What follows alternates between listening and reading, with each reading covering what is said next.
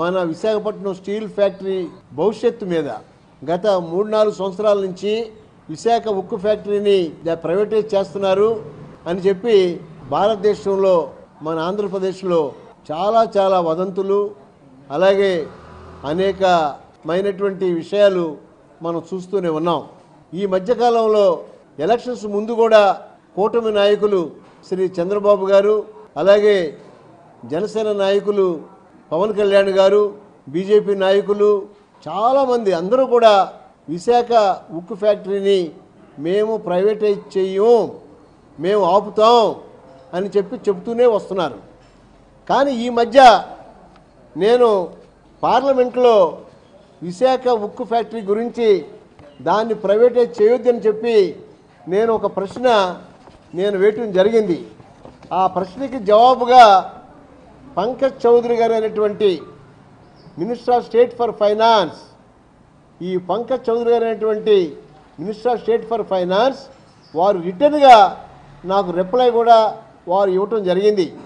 ఈ లెటర్లో ఉన్నటువంటి సారాంశం ఏంటంటే, ఎట్టి పరిస్థితుల్లో ఒక గవర్నమెంట్ పాలసీని బట్టి డిస్ఇన్వెస్ట్మెంట్ చేయటం పక్కాగా చేస్తాం. తర్వాత నాన్ స్ట్రాటజికల్ మరి ఆ యొక్క ఫ్యాక్టర్స్ని చూసి తప్పనిసరిగా విశాఖ స్టీల్ ఫ్యాక్టరీ అయితే ఖచ్చితంగా ప్రైవేటైజ్ చేసేటువంటి అంశాల్లో ముందుగా ఉందని చెప్పి వారు ఈ ఆన్సర్లో ఇవ్వటం జరిగింది. ఈ ఆన్సర్ని ఇచ్చిన తర్వాత మా విశాఖపట్నం ప్రజలకి, ఉత్తరాంధ్ర ప్రజలకి, ఆంధ్రప్రదేశ్లో ఉన్నటువంటి ప్రతి ఒక్కరికి కూడా నా విజ్ఞప్తి ఏంటంటే, ప్రైవేటైజేషన్ ఆగటం లేదు. కాబట్టి మనమందరం కూడా విశాఖ ఉక్కు ఫ్యాక్టరీ అనేది ఎన్నో త్యాగాల పునాదుల మీద కట్టినటువంటి ఫ్యాక్టరీ. ఎంతోమంది 40-45 మంది ఆ విశాఖ ఉక్కు ఫ్యాక్టరీ గురించి మరి వాళ్ళ ప్రాణాలు వాళ్ళు బలి తీసుకుంటం జరిగింది. ఇన్ని రకాలుగా కష్టపడి తెచ్చుకున్నటువంటి విశాఖ ఉక్కు ఫ్యాక్టరీని ఈరోజు భారత ప్రభుత్వం వాళ్ళు మరి ఎప్పుడో ఎంత తొందరగా అయితే అంత తొందరగా వాళ్ళు ప్రైవేటైజ్ చేయడానికి సిద్ధంగా ఉన్నారు. ఏదైతే విశాఖపట్నం స్టీల్ ప్లాంట్ గురించి వైసీపీ పార్టీ నాయకులు కొన్ని వ్యాఖ్యానాలు చేస్తూ ఉన్నారు. వాళ్ళందరికీ కూడా నేను ఒకటే తెలియజేస్తా ఉన్నాను.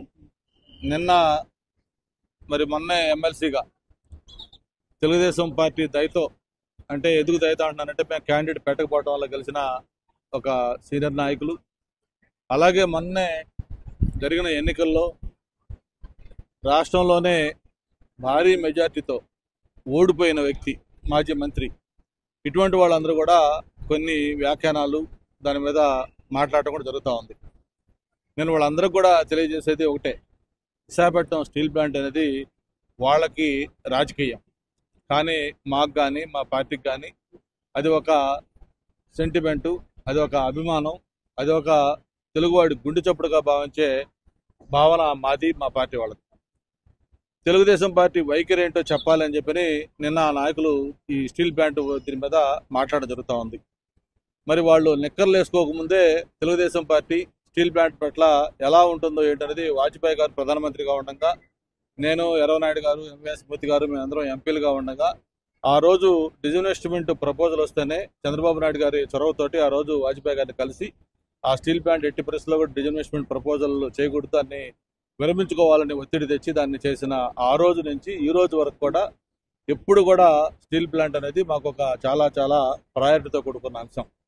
మరి వాళ్ళు ఈరోజు మమ్మల్ని వైఖరి చెప్పమంటా ఉన్నారు. మా వైఖరి మీలాగా అధికారంలో ఉంటే ఒకలాగా, అధికారంలో లేకపోతే ఒకలాగా, ఎలక్షన్ ముందు ఒకలాగా, ఎలక్షన్ అయిపోయిన ఒకలాగా మా వైఖరి ఎప్పుడు మారదు.